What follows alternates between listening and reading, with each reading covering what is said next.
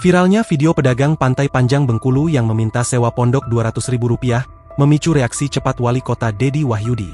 Ia menegaskan, aksi pungutan liar tersebut bertentangan dengan kebijakan pemerintah dan dapat mencoreng citra pariwisata daerah. Bahkan emak-emak pedagang tersebut sempat didatangi langsung oleh Wali Kota Bengkulu, Dedi Wahyudi, pada Sabtu, 28 September 2025. Dalam video yang dibagikannya, Dedi Wahyudi mengatakan, dirinya membaca di media sosial ada pedagang yang meminta bayar Rp200.000. Yang benar aja, kita mau lihat dulu, siapa yang merusak nama Bengkulu itu, ujarnya.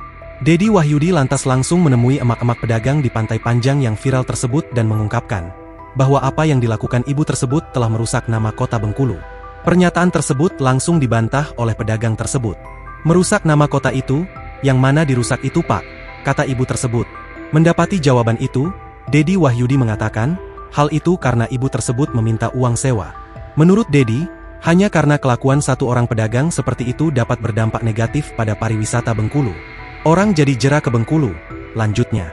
Seharusnya, lanjut Dedi, ibu tersebut memberitahu pengunjung dengan cara yang baik bahwa pondok tersebut mereka yang bikin, bukan tiba-tiba mematok harga setelah orang memesan makanan dan kelapa. Oleh karena itu, Dedi menambahkan, Pemkot Bengkulu selanjutnya berencana menata pengelolaan pondok tersebut. Selain itu, Dedi menegaskan, aksi tersebut telah mencoreng citra pariwisata daerah dan bertentangan dengan misi pemerintah dalam mewujudkan wisata Bengkulu yang aman dan nyaman. Dedi menegaskan bahwa kebijakan Wali Kota Bengkulu sejauh ini tidak pernah mewajibkan wisatawan membayar sewa pondok maupun retribusi di kawasan Pantai Panjang. Ia menambahkan, bila aksi serupa terulang, pedagang yang terbukti melakukan pungli tidak akan diizinkan lagi berjualan di kawasan Pantai Panjang Bengkulu.